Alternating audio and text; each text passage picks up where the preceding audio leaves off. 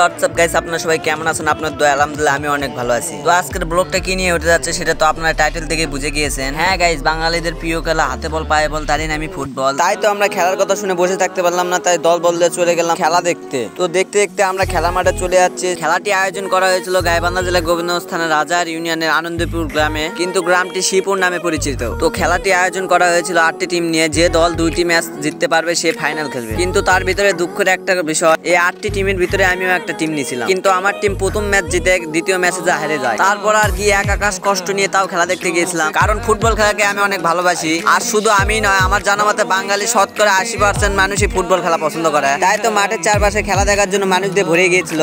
এবং ফাইনালে যে দুটি দল খেলেছিল, খরপা বনাম কিচকহরিপুর, এবং ফাইনালে যে দল বিজয়ী হবে সেই দলের জন্য রয়েছে একটি বড় ছাগল, এবং যে দল রানার্স আপ হবে সেই দলের জন্য আছে ছোট একটি ছাগল। বড় ছাগলটির দাম নিয়েছিল 13,500 টাকা, আর ছোট ছাগলটির দাম নিয়েছিল 5,500 টাকা। ফাইনালে গিয়ে কিচকহরিপুর 2-0 গোলে জিতে যায়, আর খরপা 2 গোল খেয়ে ঠকে যায়। তো ফুটবল খেলা এগুলো ঠকা জেতার খেলা, শুধু ফুটবল প্রেমীরাই বোঝে ফুটবল খেলার মজা। আর এখন যে দলটিকে দেখতে পাচ্ছেন এটা কিচকহরিপুর, আর ওই সাইডে যে দলটি আছে ওটা হলো খরপা। আশেপাশে গ্রামের বড় গণ্যমান্য লোক দিয়ে কিছু বক্তব্য দিয়ে খেলা শুরু হয়ে যায়। এই সামান্য খেলা দেখার জন্য কত শত শত মানুষ এসে বসে আছে। এই মানুষদের দেখলেই বোঝা যায় বাঙালি ফুটবল খেলা কতটা পছন্দ করে। তো এখন বাইরের গল্প না করে খেলার ভিতরে চলে যায়। ভিতরে আসতে দেখি গোল হতে হতে হলো না। কিচকহরিপুর অনেক সুন্দর খেলা দিচ্ছিল। খরপার প্লেয়াররা অনেক চাপে ছিল, কারণ ওই সাইডে কোনো বলে আর যাচ্ছিল না, সব তাদের দিকে চাপ দিচ্ছিল। আর খেলা দেখলেই বুঝতে পারবেন কিচকহরিপুরের প্লেয়াররা অনেক সুন্দর খেলা দিচ্ছিল। আমার জানা মতে এই খেলাটি বাঘে হরিণে খেলা হচ্ছে, কারণ কিচকহরিপুরের সাথে খরপার প্লেয়ার খেলা পাচ্ছিল না সেই রকম।